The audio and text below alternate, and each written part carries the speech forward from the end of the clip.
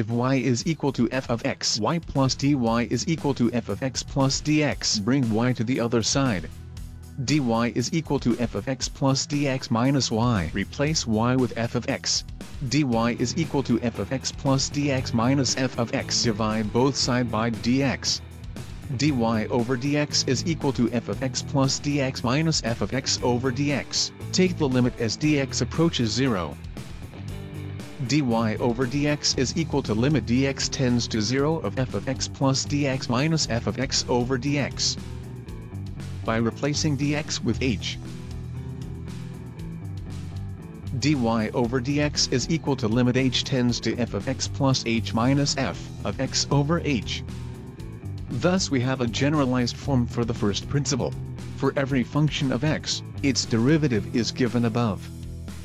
For example, differentiate x squared using the first principle. The first step is to write out the given criteria. We have y is equal to x squared, f of x is equal to x squared, f of x plus h is equal to x plus h squared. Now, substitute all into the formula above. We have dy over dx is equal to limit h tends to 0 of x plus h squared minus x squared over h.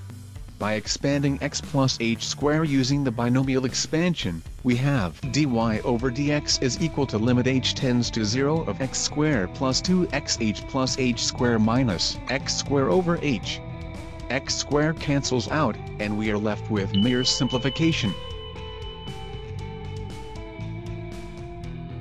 After the simplification, we input the values of h into the equation, then we are done. We have 2x plus 0, which is equal to 2x. Therefore, dy over dx of x squared is equal to 2x. The process we undertake here is called the first principle of differential equation. Although there is a shorter way of taking the derivative of functions, but the foundation of all is this first principle. That is why it is compulsory we know how to operate using the first principle.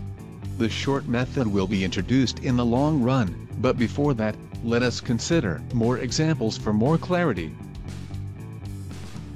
Differentiate 2x raised to the power of 3 using the first principle. Of course, this is of no difference to what we did in the first example. The first step is to write out the given criteria. Then substitute them into the generalized form of the first principle. Expand x plus h raised to the power of 3, by the binomial expansion. Simplify your result.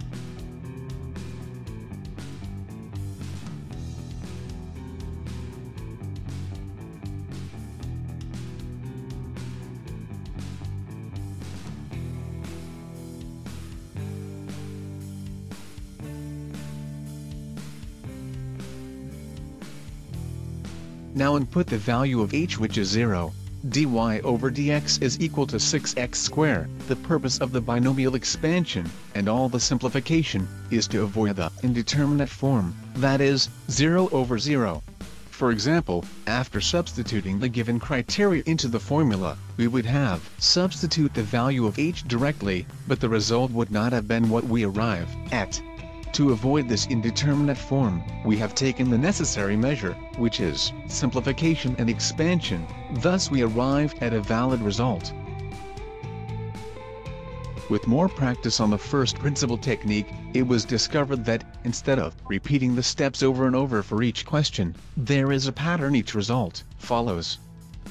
Dy over dx of x raised to the power of n is equal to nx raised to the power of n minus 1. This is a short method we can always use if we are to find dy dx without the first principle. Let us look into some examples together.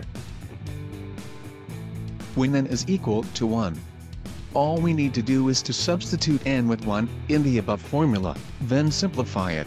Dy dx is discovered to be 1. Also, when n is equal to 2, we only need to substitute 2 into the equation, then simplify. Dy dx is discovered to be 2x. The same method applies to several values of x. Carefully study more examples in this context.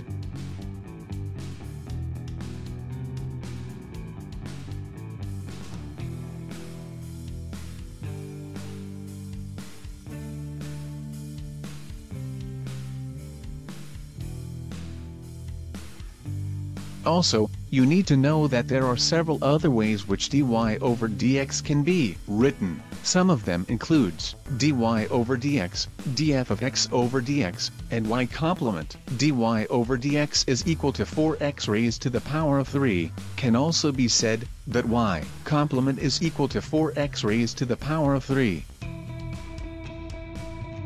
Here are more examples in different format. Of course, they are indifferent from the examples we've studied so far. Just substitute the values and simplify your results. Y complement is equal to 1 over 2 third x. With n equal to minus 1 over 5, dx raised to the power of minus 1 over 5 over dx is equal to minus 1 over 5x raised to the power of minus 6 over 5. What if n is equal to 0? This value of n will not change our method of calculating the derivative, so we apply same method and simplify. Dy over dx is thus discovered to be 0. Going back to the question, we can see that x raised to the power of 0 is 1, which means that we just calculated the derivative of 1. We know that 1 is constant, so its derivative is 1. We can also conclude that the derivative of a constant is 0. Be it any type of number, its derivative is 0. The last example here. What if a constant is attached to x raised to the power of n? The simple answer is that the method of solving remains unchanged. Apply same step, but factor out the coefficient attached. Dy over dx is equal to knx raised to the power of n minus 1. I would like to list some differential rules which pertains to what we just studied. The first rule here is the power rule. Dx raised to the power of n dx is equal to nx raised to the power of n minus 1. Secondly, the constant rule, dc, that is, the derivative of a constant, is equal to 0. And finally, when two functions are added or subtracted, the derivative of such is the derivative of each, with the addition or subtraction sign remaining unchanged. More to add, the product and division rule, these will be discussed in the next lecture. Thank you.